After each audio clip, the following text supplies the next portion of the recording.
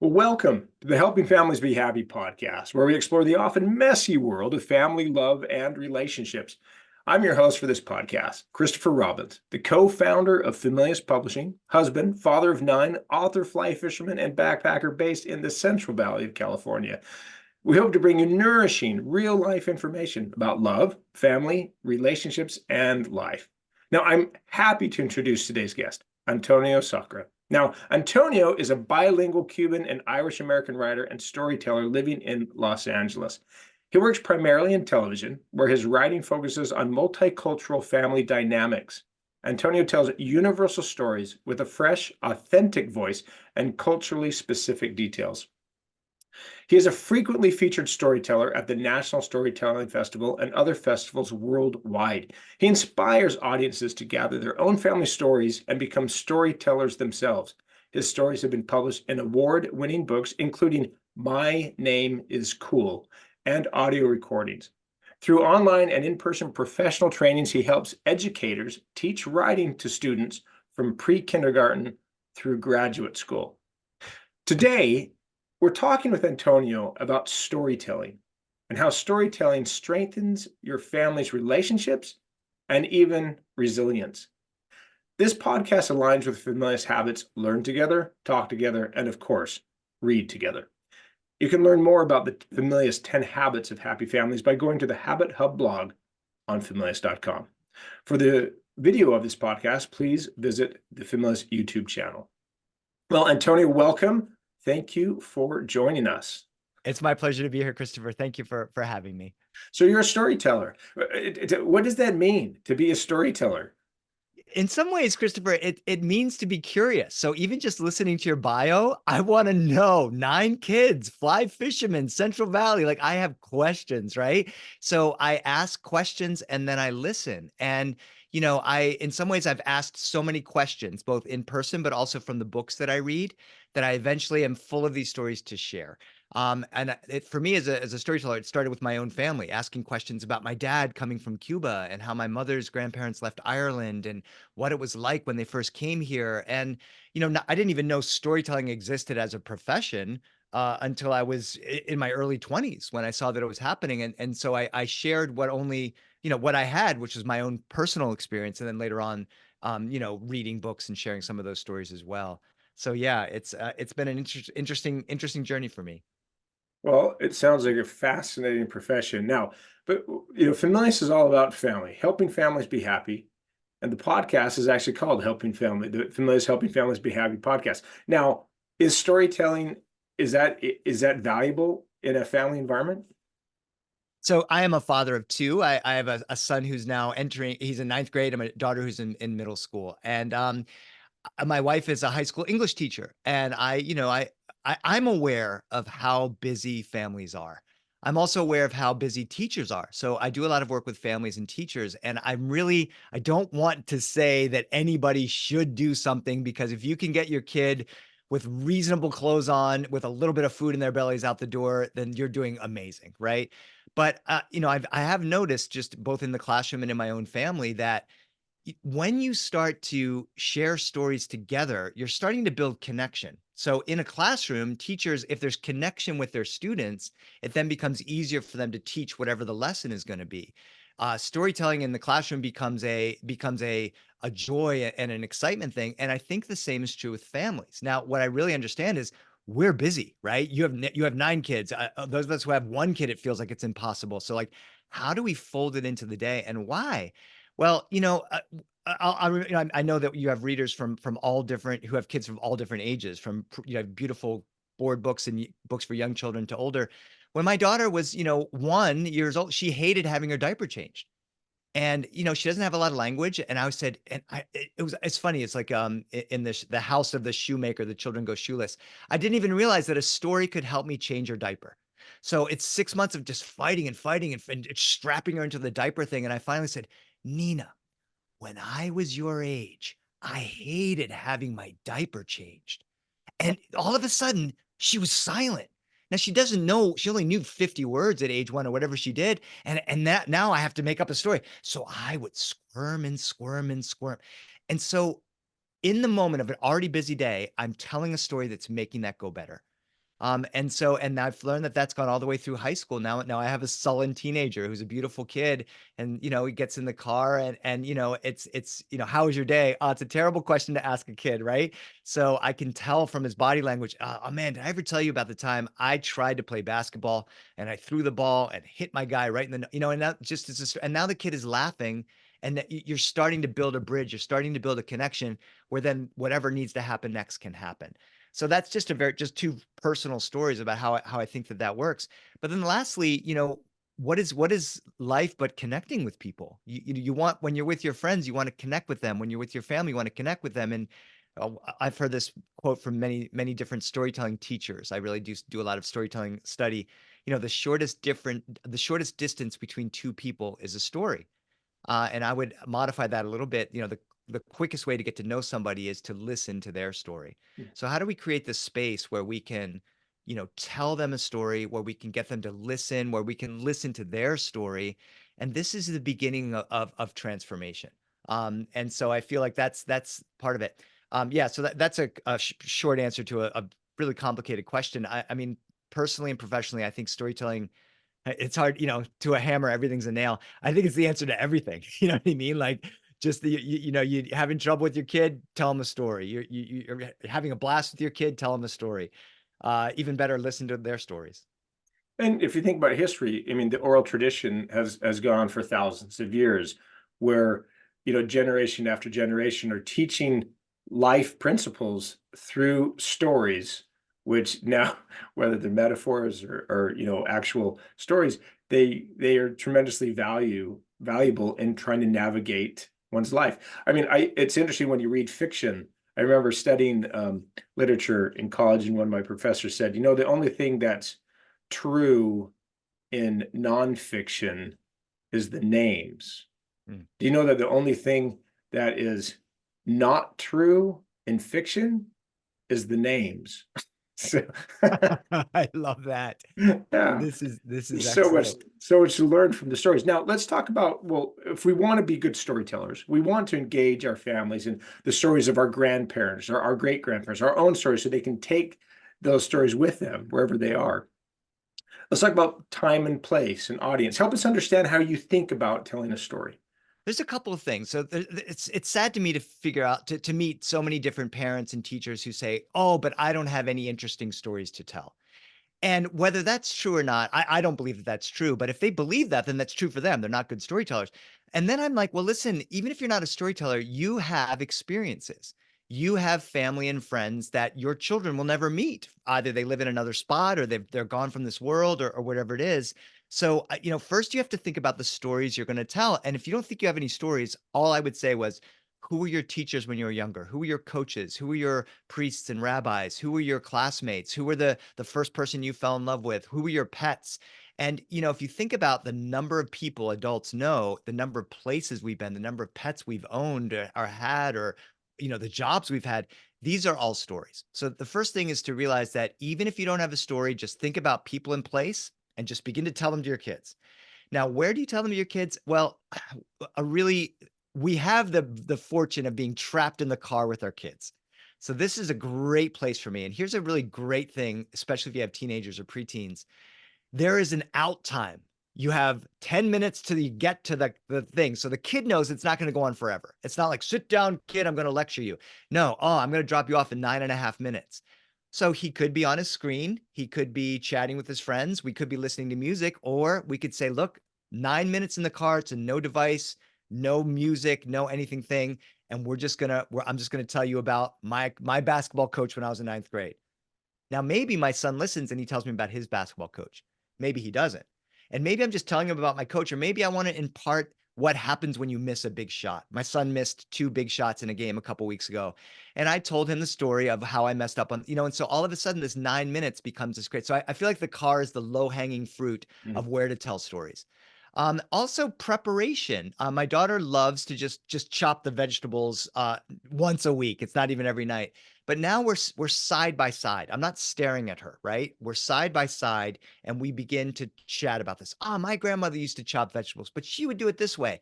And now I'm starting to tell her, sort of connect her with these people that she's never going to meet. And then lastly, I'm a huge believer in walking. I love walking. It's sort of you're out in nature. There's a lot of studies about how being in nature is really helpful. But I mean, adults are used to this face to face. We're really looking at each other. We're really concentrating and listening. But kids, that's a little much for kids, even your own kids. So I love these side by side activities, throwing a ball together, whatever it is where you can be, you're not staring at them and there's an end time in mind.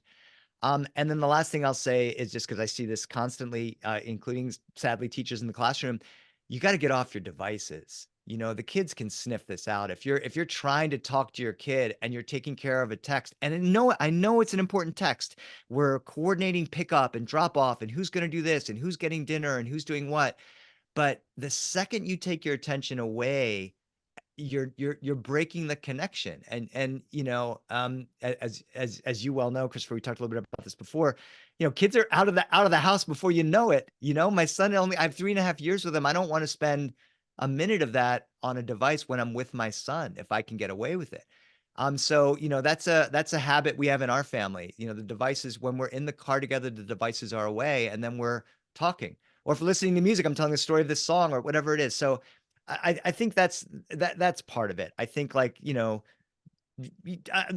is the thing. I guess I would just say that look for the places that you're already doing something together, and how can we turn that into a storytelling spot? Okay. That's great. Let's just be present in the moment and take advantage of those opportunities. Now, you said that story matters, but details don't. And what does that even mean? So I've a lot of people I love who are going to tell me a story. And actually, as a matter of fact, this just happened a couple days ago. And so this woman I love, who will remain nameless, she's like, "Oh, I gotta tell you what happened when I went to church the other day. Oh, it was amazing. Okay, I was wearing my green sweater. No, wait, I think it was the blue sweater. No, it wasn't a sweater. It was a jacket because it was really cold. Okay, so, and I'm like, but wait a minute. You started with the story. What happened at church? I want to know what happens at church.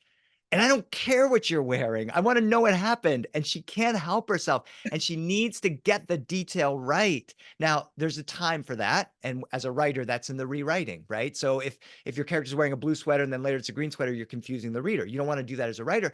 But as a storyteller, get to the point. What's the point? Now, if the point was what the sweater she was wearing, "Oh, have I ever told you about the sweater my mom gave me? Oh, well, this sweater, wait a minute, I think I was eating, so if you're worried about the details and not worried about the point of the story, you're going to lose the audience. And so, I think we crave connection. When we read a book, we crave something that's going to move us, that's going to make us laugh, that's going to teach us, that's going to distract us. And so, don't let the truth get in the way of a good story. Don't let the details get in the way of what you're trying to do, unless the details matter. So this just came up for me and my son a couple weeks ago. He's a climber. He's on a climbing team, and it was a big competition. First day, he was top six. Top six on the second day goes to nationals. This is amazing. He's unbelievable. He comes out of the competition. It's hard to explain, but he forgot his chalk bag. Chalk for a climber are like goggles for a swimmer. And he was the last person, and of course did not advance, and he was distraught. And I didn't say much, but his coach said, "That's one way to learn a lesson." And then they started laughing. So I had a big lecture in mind. How are you going to forget your chalk bag? And the coach came over and said, "Listen, did I ever tell you when I forgot my climbing shoes?" And so this story helped my son in a terrible moment when I was going to lecture. You know what I'm saying? So, in terms of, like, yeah, the point of the story is what matters. Here's this distraught kid. What story is going to help him? And sometimes it's not you. Sometimes it's your partner, or your one of your relatives, or whatever it is. Yeah, I mean, again, if get to the heart of the story, right? What is going to connect? What is going to help you connect? So yeah, Let's hear the story. yes, Tell me exactly. the story. Okay. So that's really helpful. And your example of the woman who's saying, "Let me tell you what happened to church," but it has to tell you about her jacket. That's a great example. Now, we're talking about storytelling, and you're telling stories, and it's this oral tradition. But where does reading fall into this? That's such a good question. Okay, so stories, if you think about it, storytelling, talking to your kids is how you get them to learn language. So the more you talk to a kid, the better they speak. When did the printed word come about, right? It's only like 500 years ago when the printing press came out. So pre 500 years ago, for those thousands and thousands of years, how did we learn to communicate? It was speaking. So in some ways, this is paradoxical. How do you get a kid to read better? You tell them stories. How do you get them to read better? You listen to their stories. Now, let's imagine that you've gone through all your family, friends, and all the places you and all the stories you want to tell. Do you still have more stories to learn? Yes. And that's the library or amazing publishers like you guys, right? So I love to start with my own. I'm talking for parents now. Go to the library and tell the librarian whatever cultures you love or you represent or you are from, right? So I went to my librarian and I'm just going to model this. I went to my librarian and said, my father's from Cuba. Do you have good stories from Cuba? And she said, here they are. And she gave me a book called Cuentos que contaban nuestras abuelas, a book I didn't know about as a professional storyteller, stories that our grandmothers told us. I read this and immediately told them to my kids. So your librarian is your superhero. If you say you have a grandmother from Ireland, I don't know any of the Irish storytellers. I didn't grow up hearing the stories of Finn McCool and the Giant's Causeway, but my librarian gave me a very accessible book of folktales about Irish stories for me to share with my kids. So that's sort of again, I keep thinking of low-hanging fruit for parents. Spend 30 minutes at your library, go directly to your librarian, don't even go to the computer. Give me folk tales about Czechoslovakia and the South in America. And they're going to come up with that perfect book for you because they have them in the library. You can spend a little more time searching for them. So then the bigger thing that I do, and I do this because this is my job, but I think you can do it as well. I have been devouring collections of folk stories. I started with the Grimm's fairy tales.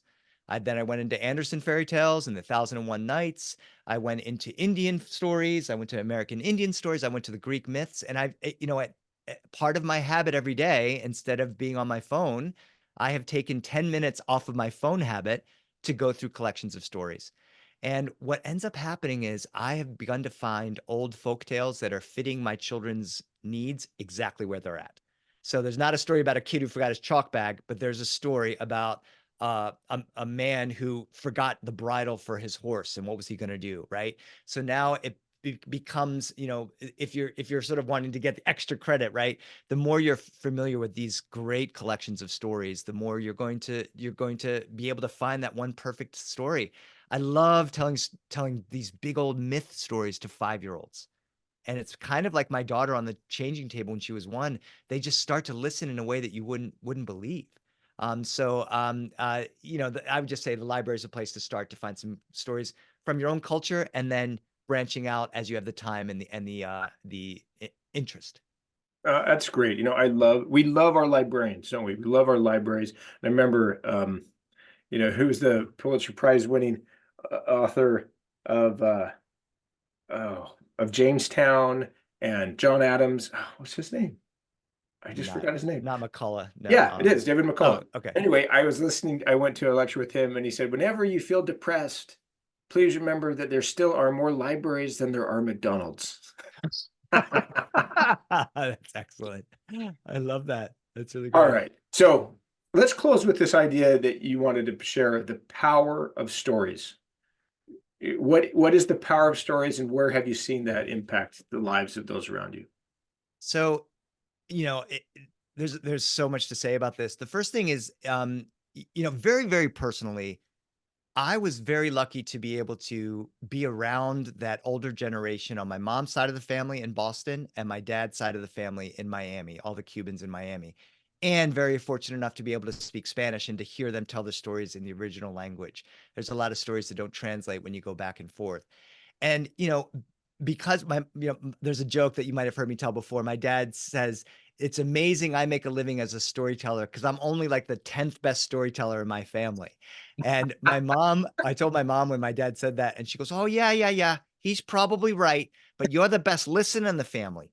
And so just very personally, for decades, I really just wasn't the most dynamic person in my family, but I listened and I wrote them down because I had a practice of writing in my journal. And very, very specifically, the stories I heard from my own family became the basis for all of my children's books and the stories that I tell. So part of me feels like the more you tell stories to your children of your own family, you're literally giving them material. Now, if they never become writers, that's material they're going to use with their own children someday or with their own community. immigrant stories are so powerful. And if you have them in your family, passing them on, oh, when your dad came to this country, he didn't speak English, and look at what happened, and look at how he did this. So that's one thing. Secondly, there's this amazing body of research that is now really robust and growing, but I was first made aware of it from Northwestern University, of what happens in the brain when you tell a story.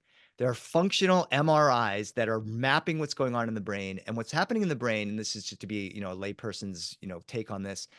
Circuits are firing in the brain that don't fire in any other way. And you are exercising the brain in a way that is making the brain stronger. And then there's a whole laundry list of what's good about it. It's sort of like, if you eat vegetables, you're going to live to be 600 years old or whatever. It's helping with language acquisition. It's preventing Alzheimer's. It's making learning happen. It's creating empathy connections. It's like this thing that just keeps going on and on and on. It's interesting because, the same centers in your brain aren't activated from movies or TV. And I love movies and TV, and they're really great, but you're not exercising your brain. So you literally are exercising your brain. The third bit of research is it goes directly into reading, right? So parents are saying, how do I help my kids read more? And the answer is what? Buy more books? Go to the library? No, the answer is tell them more stories. So there's a couple of books out there. The number of words that a kid hears is directly tied to the literacy they have. And there's a whole lot of issues about that and social politically and everything, but still it's like, every time you tell a story to a kid, you're helping them read. That's amazing. And every time you're telling a story to a kid, you're creating these connections with them. And I think about there's a Maya Angelou quote, you won't remember what a person said, but you'll never forget how they made you feel. And I'm misquoting that a little bit, but when you're telling a story to somebody or you're giving the gift of listening to them, you're making them feel heard and you're making them feel special. I am not on my phone right now and I'm telling you something about, and maybe you've never met her because she passed away 30 years ago, but here's this person that means something to me. And who knows? Who knows? I think that you're creating these connections that are going to stay with these kids. And one of my things I love hearing my son eavesdropping on him a little bit, saying, "Oh yeah, my dad says," and he tells his friends the stories that I'm telling him, and I'm like, "Wow, I must be doing something right." But I think it just goes back to like it's how we've survived as a species for thousands and thousands of years, passing along this information before it was recorded on anything. And thank God for books and for videos and all the stuff we have, but really when it comes down to it, that's what we have. So I love what it can provide for your children, both in how they're reading and their brain activity. It might provide them for grist for a writing career as they get older.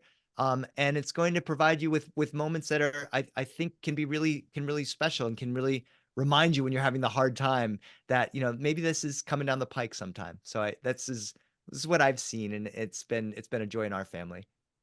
Antonio, from a publishing point of view and a storyteller point of view, this is one of the best podcasts I think we've done. I am so grateful that you took time with us. Now, where can our guests find you online? You know what? The Familius bookstores have two of my books, so go to the Familius bookstore and buy my books. I'm happy to send them to my website, which is my name, antoniosacre.com. And there's a couple of things I'm really happy to share with there. There's all of my audio recordings are available. They stream for free. And there's ways for my website to hear all of my audio recordings, which some of them became the stories that you guys have published for me, which is really great. But I love me telling the stories.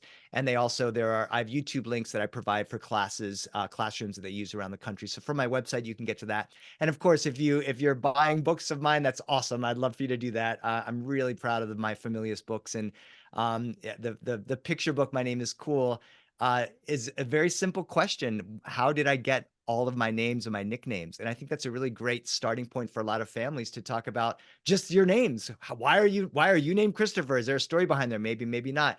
And I want, families can start with that story at least. And anyway, I'm really grateful to you, Christopher, and grateful to be on this podcast with you all.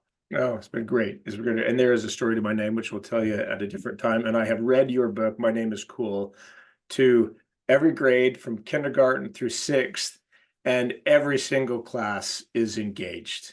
So what a fun book. Now, as we conclude today's podcast, I'd like to thank Familius for their support in bringing the podcast to your ears and your heart. We'd be thrilled if you subscribe to the podcast and left us a review.